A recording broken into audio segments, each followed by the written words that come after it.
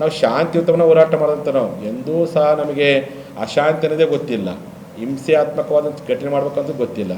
ವಿನಾಕಾರಣ ಪೊಲೀಸರು ಬೆಂಡ್ರೆಸ್ ಮೇಲೆ ಕಲ್ಲು ತೂರಾಟ ಮಾಡಿದ ಮೇಲೆ ನಮ್ಮ ಜನರಿಗೆ ಭಾಳ ಗೊಂದಲ ಬರ್ತು. ನಮ್ಮವರು ಬ್ಯಾರಿಕೇಡ್ ತೊಳಕ್ಕೆ ಕೊಟ್ಟರು, ಪೊಲೀಸರು ಲಾಠಿ ಛೇದ್ ಮಾಡಿ ಈ ರೀತಿಯ ದರ್ಜನೆ ಮಾಡ್ತಕ್ಕಂಥ ಬಹುತೇಕ ಬಸವಣ್ಣವ್ರ ಕಾಲದಲ್ಲಿ ಒಂದು ಲಿಂಗಾಯತರ ಮೇಲೆ ಭಾಳ ದೊಡ್ಡ ದೌರ್ಜನ್ಯ ಆಗಿತ್ತು. ಅವತ್ತು ಕೊಂಡಿ ಮಂಚಣ್ಣವ್ರ ಮಂತ್ರಿ ಇದ್ದ, ಅವನು ಎಲ್ಲ ಶರಣರ ಮೇಲೆ ಭಾಳ ದೊಡ್ಡ ಹತ್ಯಾಕಾಂಡ ಮಾಡಿದ್ದಂತ ನಾವು ಇತಿಹಾಸ ಕೇಳಿದ್ವಿ. ಅದಾದಮೇಲೆ ರಂಗಾಚಾರ ಅಯ್ಯಂಗಾರ್ ಅಂತೇಳಿ 1830 ಇಸ್ವಿಯಲ್ಲಿ ಮೈಸೂರು ಮೇಲೆ ಲಿಂಗಾಯತರ ಹತ್ಯೆ ಮಾಡಿದ್ದನ್ನು ಕೇಳಿದ್ವಿ. ಅದಾದ ಮೇಲೆ ಇಷ್ಟೊಂದು ಲಿಂಗಾಯತರ ಮೇಲೆ ದೌರ್ಜನ್ಯ ಮಾಡುವಂಥ ಮಾರಣಾಂತಿಕ ಹಲ್ಲೆ ಮಾಡತಕ್ಕಂಥ ಒಂದು ಅಪಖ್ಯಾತಿಗೆ ಇವತ್ತಿನ ಸರ್ಕಾರ ಒಳಗಾಗಿರ್ತಕ್ಕಂಥದ್ದು ನಮಗೆ ನೋವಾಗಿದೆ. ಆ ಕಾರಣಕ್ಕೋಸ್ಕರವಾಗಿಯೇ ನಾನು ಮುಖ್ಯಮಂತ್ರಿಗೆ ಇಚ್ಛೆಪಡ್ತೀನಿ, ಸಮಾಜ ಬಾಂಧವರ ಮೇಲೆ ಭಾಳ ನಂಬಿಕೆ ಇಟ್ಟಿದ್ರು, ಪಕ್ಷದ ಮೇಲೆ ಗೌರವ ಇಟ್ಟಿದ್ರು. ಈ ರೀತಿಯಾದ ಹಲ್ಲೆಯಿಂದ ಕೋಟ್ಯಾಂತರ ಲಿಂಗಾಯತರು, ಲಕ್ಷಾಂತರ ಪಂಚಮಸಾಲಿಗಳು ಕಣ್ಣೀರಾಗ್ತಾ ಇದ್ದಾರೆ. ಹಾಗಾಗಿ ಕೂಡಲೇ ಸರ್ಕಾರ ಈ ಬಗ್ಗೆ ಕ್ಷಮಾಪಣೆ ಕೇಳಬೇಕು. ಯಾವ ಪೊಲೀಸ್ ಅಧಿಕಾರಿಗಳು ದುರುದ್ದೇಶದಿಂದ ಒಂದು ರೀತಿ ಹೆಂಗೆಕ್ಕಿಂತ ಪ್ಲ್ಯಾಂಡ್ ಅಂತ ಆಗಿತ್ತು, ಪ್ಲ್ಯಾಂಡ್ ವೈಸ್ ನಮ್ಮನ್ನು ಹಲ್ಲೆ ಮಾಡೋ ಪ್ರಯತ್ನ ಮಾಡಿದ್ರು.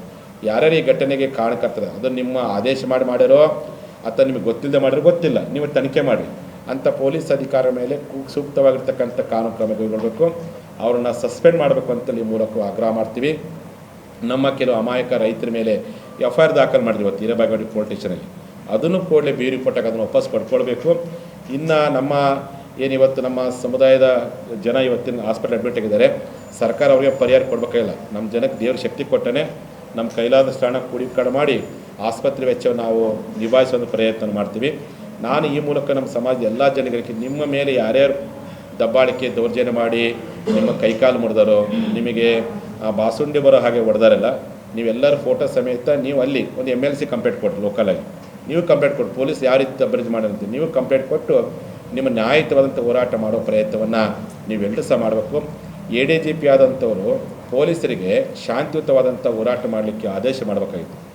ADGP ಅವರೇ ಕೈಯಲ್ಲಿ ಲಾಠಿ ಹಿಡ್ಕೊಂಡು ಲಾಠಿ ಚಾರ್ಜ್ ಮಾಡಲಿಕ್ಕೆ ಆದೇಶ ಮಾಡಿರ್ತಕ್ಕಂಥ ಬಹುತೇಕ ಇಂಥ ಘಟನೆಯನ್ನು ಯಾರೂ ಮಾಡಿಸೋದು. ಹಿಂದೆ ಅಲೋಕ್ ಕುಮಾರ್ ಅಂತ IDGP ಬೊಮ್ಮಾಯಿ ಸರ್ಕಾರದಲ್ಲಿ, ಇದು ಇನ್ನೂ ಲಕ್ಷಾಂತರ ಸಂಖ್ಯೆ, ಅದು 20 ಲಕ್ಷ ಜನ ಎಲ್ಲಿಂದ, ಅದು ಹಿರೇಬಾಗೇವಾಡಿಯಿಂದ ಬಂದೆ ನಾವು. ADGP ಅಲೋಕ್ ಕುಮಾರ್ ಎಷ್ಟು ಚಂದ ಶಾಂತಿಯುತ ಮಾಡಿ ನಮ್ಗೆ ಎಷ್ಟು ಕನ್ವಿನ್ಸ್ ಮಾಡ್ತಿದ್ರು, ನಮ್ಮನ್ನು ಕರ್ಕೊಂಡೋಗಿ ಮಾತುಕತೆ ಮಾಡಿಸಿದ್ರು, ಸ್ಪಂದನೆ ಮಾಡಿದರು. ಎಲ್ಲೇ ಒಂದು ಕಡೆ ಜನರ ನಿರೀಕ್ಷೆ ಏನೈತೆ, ಸಹಜವಾಗಿ ತಾಳ್ಮೆ ಕಟ್ಟೆ ಹೊಡೆದಿತ್ತು, ಸಹನೆ ಕಟ್ಟೆ ಮೀರಿತ್ತು. ಇಂಥ ಜನರನ್ನು ಶಾಂತಿಗೊಳಿಸೋ ಪ್ರಯತ್ನವನ್ನು ADGP ಮಾಡಬೇಕಾಗಿತ್ತು. ಅದನ್ನು ಬಿಟ್ಟು ನೀವು ಲಾಠಿ ಚಾರ್ಜ್ ಮಾಡುವಂಥ ಪ್ರಯತ್ನ ಮಾಡಿದ್ರೆ ಎಲ್ಲೇ ಒಂದು ಕಡೆ ದುರುದ್ದೇಶದಿಂದ ಮುಖ್ಯಮಂತ್ರಿಗಳ ಮೇಲೆ ಅಥವಾ ಸರ್ಕಾರ ಮೇಲೆ ನೀವೇ ಪರೋಕ್ಷವಾಗಿ ಕೆಟ್ಟ ಹೆಸರು ತಂದಿರಿ ಅನ್ನುವಂಥ ಅನುಮಾನ ವ್ಯಕ್ತವಾಗ್ತಾ ಇದೆ. ಆ ಕಾರಣಕ್ಕೆ ಕರ್ನಾಟಕ ಸರ್ಕಾರ ಲಿಂಗಾಯತ ಮೇಲೆ ಮಾಡಿರ್ತಕ್ಕಂಥ ಈ ದುಷ್ಕೃತ್ಯಕ್ಕೆ ಕ್ಷಮಾಪಣೆ ಕೇಳಬೇಕು. ಕಾರಣರಾಗಿರ್ತಕ್ಕಂಥ ಹಿರಿಯ ಅಧಿಕಾರಿಗಳನ್ನು ಕೂಡಲೇ ಸಸ್ಪೆಂಡ್ ಮಾಡಬೇಕು. FIR ಏನು ಮಾಡಿದ್ರಿ ಅದು ರದ್ದುಗೊಳಿಸಬೇಕು.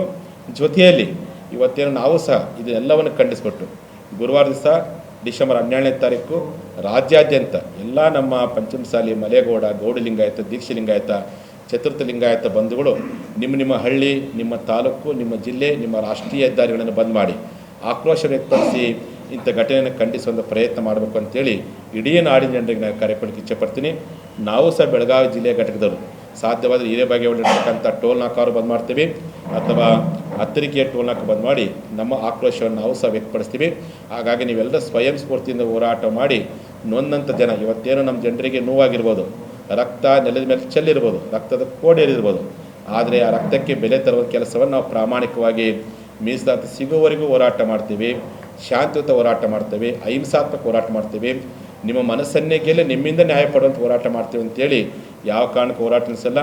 ನೀವು ಅಂದ್ಕೊಂಡಿರ್ಬೋದು ಪಂಚಮಸಾಲಿಗಳ ಮೇಲೆ ದಬ್ಬಾಳಿಕೆ ಮಾಡಿದರೆ, ದೌರ್ಜನ್ಯ ಮಾಡಿದರೆ, ಬೇಸರ ಮಾಡಿದರೆ ಅಥವಾ ಲಾಠಿ ಇಟ್ಟು ಬೂಟ್ನಿ ಇಟ್ಟು ರಕ್ತ ಸುರಿಸಿದರೆ ಇವರು ಬೇಕಾಗಿ ನಿಲ್ತಾರೆ ಅಂತೇಳಿ ಯಾವ ಕಾರಣದಲ್ಲಿ ಸಾಧ್ಯವಿಲ್ಲ. ನಮ್ಮ ನ್ಯಾಯಯುತವಾದಂಥ ಹಕ್ಕನ್ನು ಕೇಳೋವರೆಗೂ ಪ್ರಾಮಾಣಿಕ ಹೋರಾಟ ಮಾಡ್ತೀವಿ, ಶಾಂತಿಯುತ ಹೋರಾಟ ಮಾಡ್ತೀವಿ. 4 ವರ್ಷಗಳ ಕಾಲ ನಾವು ಶಾಂತಿ ಹೋರಾಟ ಮಾಡಿದ್ವಿ, 4 ವರ್ಷಗಳ ಕಾಲ ಬಸವಣ್ಣನಂತೆ ಶಾಂತಿ ಹೋರಾಟ ಮಾಡಿದ್ವಿ. ಇನ್ನು ಮುಂದೆ ಚೆನ್ನಮ್ಮನಂತೆ ಕ್ರಾಂತಿಯುತ ಹೋರಾಟ ಮಾಡ್ತೀವಿ ಅಂತೇಳಿ ಇಡೀ ಮಾಧ್ಯಮ ಮೂಲಕ ನಾಡಿನ ಜನರಿಗೆ ಹೇಳಿಕ್ಕೆ ಇಚ್ಛೆಪಡ್ತೀನಿ.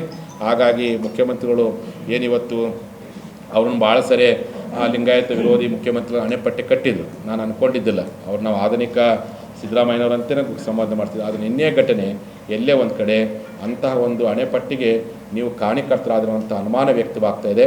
ಹಾಗಾಗಿ ಈ ರೀತಿಯಾಗಿರ್ತಕ್ಕಂಥ ದೌರ್ಜನ್ಯ, ಈ ರೀತಿಯಾಗಿರ್ತಕ್ಕಂಥ ಲಿಂಗಾಯತ ವಿರೋಧ ನಿಲುವು ಇನ್ನು ಮೇಲೆ ಬಿಡಬೇಕು.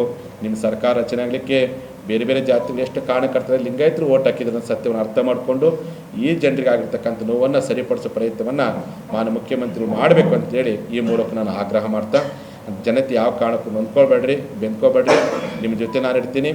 ಯಾರ್ಯಾರಿಗೆ ಅಲ್ಲೇ ಆಗಿದೆ, ಯಾರ್ಯಾರು ತೊಂದರೆ ಆಗಿದೆ, ಈ ಅಧಿವೇಶನ ಮುಗಿದ ನಂತರದಲ್ಲಿ ನಿಮ್ಮೆಲ್ಲರ ಮನೆಗೆ ಭೇಟಿ ಕೊಟ್ಟು ನಿಮಗೆ ಸಾಂತ್ವನ ಹೇಳ್ತೀನಿ. ನಿಮ್ಮ ಬೆವರಿನ ಹಣಿ, ನಿಮ್ಮ ರಕ್ತದ ಹಣಿ ಯಾವ ಕಾರಣಕ್ಕೂ ಅದು ವ್ಯರ್ಥ ಆಗ್ಲಿಕ್ಕೆ ಬಿಡೋದಿಲ್ಲ. ಖಂಡಿತವಾಗಿ ಮೀಸಲಾತಿ ಕೊಡಲಿಕ್ಕೆ ಪ್ರಾಮಾಣಿಕ ಪ್ರಯತ್ನ ಮಾಡ್ತೀನಿ ಅಂತೇಳಿ ಈ ಮೂಲಕ ಮಾಧ್ಯಮದ ಮೂಲಕವಾಗಿ ಮನವಿ ಮಾಡಿಕೊಂಡು 2 ಮಾತನ್ನು ಮುಗಿಸ್ತೀನಿ. ಶರಣ ಶರಣ.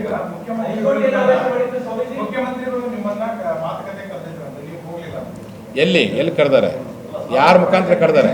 ನಾನು ನೋಡ್ರಿ, ಮುಖ್ಯಮಂತ್ರಿಗಳಾದಂಥವ್ರು ಸುಳ್ಳು ಹೇಳೋ ನನಗೆ ನೋಡಿರಿ, ಮುಖ್ಯಮಂತ್ರಿ ಮೊನ್ನೆ ಹೈಕೋರ್ಟು ಇದು ವಕೀಲರ ಪರಿಷತ್ ಸ್ವತಃ ಅವರೇ ಫೋನ್ ಮಾಡಿದ್ರು, ನೀವೆಲ್ಲ ರೆಕಾರ್ಡ್ ಮಾಡಿದ್ರಿ. ಅದನ್ನು ಮುಖ್ಯ ಅವ್ರ ಮಾತಿ ಬೆಲೆ ಕೊಟ್ಟೆ ಬೆಂಗಳೂರು ಹೋಗಿ. ಹಂಗೆ ಮುಖ್ಯಮಂತ್ರಿಗಳು ಯಾರ ಮುಖದ ಹೇಳಿ ಕಳಿಸ್ಬೇಕಾಗಿತ್ತಲ್ಲ, ಮಾದೇವಪ್ಪರು ಬಂದರೆ ಕೂಡ ಅವ್ರ ಕಡೆ ಹೇಳಿ ಕಳಿಸ್ಬೇಕಾಗಿತ್ತು, ಅಥವಾ ನಮಗಾರು ಫೋನ್ ಮಾಡಬೇಕಾಗಿತ್ತು, ಅಥವಾ ನಮ್ಮ ಲಕ್ಷ್ಮೀ ಅಕ್ಕರು ಅವ್ರ ಕಡೆ ಹೇಳಿ ಕಳಿಸ್ಬೇಕಾಗಿತ್ತು. CM ಅವ್ರಿಗೆ ಕರ್ಸರ್ ಸ್ವಾಮಿ ನಾವು ಹೋಗಿದ್ವಲ್ಲ, ಓಕೆನೆ. ಹೋಗಿ ಸರಿ ಬೊಮ್ಮಾಯಿಗೆ ಕರೆಸ್ತಾ ಹೋಗಿದ್ದಾನೆ, ಬೊಮ್ಮಾಯಿ ಕರೆಸ್ದಾಗ ಎಲ್ಲರೂ ಹೋಗಿ ಮಾತುಕತೆ ಮಾಡಿದ್ರು. ಹಿಂಗೆ ಮುಖ್ಯಮಂತ್ರಿ ಹೇಳಿದರೆ ನಾನ್ಯಾಕೆ ಈ ರೀತಿ ಮಾಡ್ತಿದ್ದೆ? ತಪ್ಪು ತಾನೇ ಹಂಗೆ ಹೇಳೋದು ಸುಳ್ಳು. ಸ್ವತಃ CM ಏನಾರು ಮಾಧ್ಯಮ ಮುಖಾಂತರ ಹೇಳಿದ್ರಾ 10 ಜನರಿಗೆ ಮಾತುಕತೆ ಕರೆ ಕೊಟ್ಟೆವು ಅಂತೇಳಿ ನಾವು ಹೋಗ್ತಿದ್ವಿ. ಮಾಧ್ಯಮದ ಮುಖಾಂತರವೂ ಹೇಳಿಲ್ಲ, ಅಥವಾ ಸಂಬಂಧಪಟ್ಟ ಸಚಿವರ ಮುಖಾಂತರ ಹೇಳಿಸ್ತಿಲ್ಲ, ಅಥವಾ ನಮಗೆ ನಮ್ಮಂಥವ್ರಿಗೆ ದೂರವಾಣಿ ಮುಖಾಂತರ ಮಾತಾಡಲ್ಲ, ಅಥವಾ ನಿಮ್ಮಂಥ ಮಾಧ್ಯಮ ನಿಮಗೆ ಹೇಳ್ಬೇಕಾಯ್ತು. ಇಲ್ಲಿ ಇರ್ತಕ್ಕಂಥ ಅನೇಕ ನಿಮ್ಮ ಜಿಲ್ಲಾ ವರದಿಗಾರ ಸಂಘದ ಅಧ್ಯಕ್ಷ ಹೇಳ್ಬೇಕು, ಯಾರು ಹೇಳ್ಬೇಕಾಯ್ತು? ಸ್ವಾಮೀಜಿ CM ನೀವು ಬುಲಾ ಮಾಡೋದು. ನಾನು ಎಲ್ಲರೂ ಕರ್ಕೊಂಡು ಹೋಗ್ತಿದ್ದೆ, ಮಾತುಕತೆ ಮಾಡ್ತಿದ್ದೆ.